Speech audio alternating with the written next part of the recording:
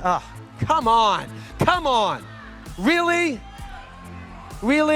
Welcome back to my YouTube channel. This is Dylan EDU. And just about a year ago, this guy was elected leader of the Conservative Party of Canada. I'm having trouble remembering why. With just about a year under his belt, Pierre Poilievre has gained traction among the Canadian public, with him becoming Prime Minister seeming like a real possibility. But as we all know, politics is about way more than poll numbers. So can Pierre Poilievre really become the next Prime Minister of Canada? Let's explore that throughout the rest of this video. First, let's establish a key point. Canada operates under a first-past-the-post voting system, where individual seats are selected by separate elections in geographic districts across the country. This leads to the first potential challenge for the Conservative Party: vote efficiency.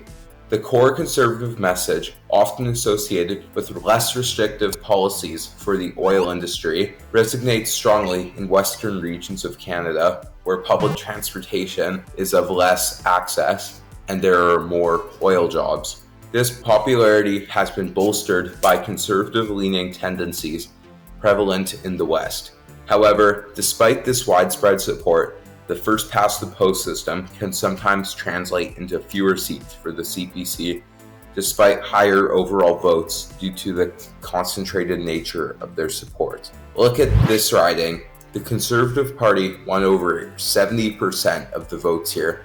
Now look at this Ontario riding. Both elected the same amount of MPs, but resulted in more votes for one party than another. This is the reason why we see the Conservative Party of Canada with more votes but less seats than the Liberals. The Liberals just have better vote efficiency. The Conservative Party of Canada has been making strides in various areas throughout Canada. Polls show them with a strong lead in BC, a slight edge in Ontario, and a closely contested race in Atlantic Canada. The latter is particularly concerning if you're a Liberal, because in 2015, when Justin Trudeau first became Prime Minister, the Liberal Party won every single seat in Atlantic Canada, along with 50% of the popular vote. These are places that the Conservative Party of Canada needs to grow if they want to form a government, let alone a majority government. And if they keep this up, both things could very well be a possibility. For Pierre, winning a majority could be the true key to making substantial progress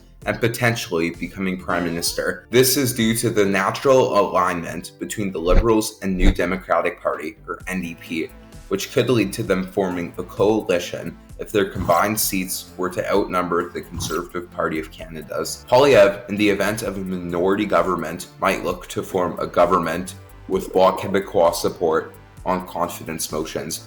In this case, the Bloc would be kingmakers, deciding which party or parties were to form government. But even this would be a problem for the Conservatives, as the Bloc might not support many key Conservative priorities, like repealing of the carbon tax. Another thing already working in Poilievre's favor is the fact that Trudeau has served 3 terms already. No Prime Minister since 1908 has won 4 terms in a row. It's just not easy to do, and Canadians get sick of seeing the same face. So this, coupled with general discontent with some Liberal policies, will help the Conservatives in the next election, unless something insane happens before then. However, there are some challenges that Pierre Poilievre must navigate.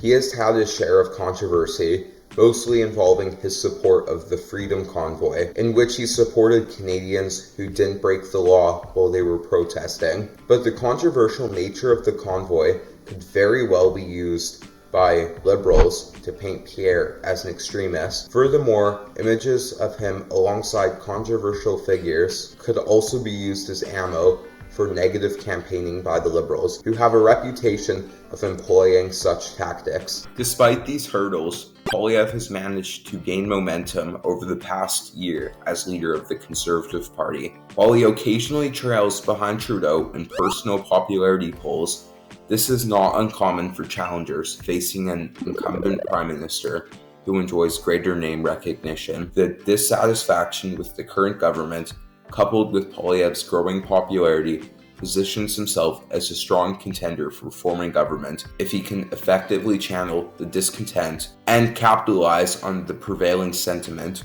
But if we have learned anything over the past 8 years, it is that we should never underestimate Trudeau. Justin Trudeau knows how to win elections, so no election against him will be easy, but beating him is certainly possible. I hope you guys enjoyed the video. If you guys did enjoy, please consider leaving a like and subscribing, as that helps me out a lot. Also, please consider leaving a comment, as that helps me out a lot. But apart from that, have a good rest of your day, and see you.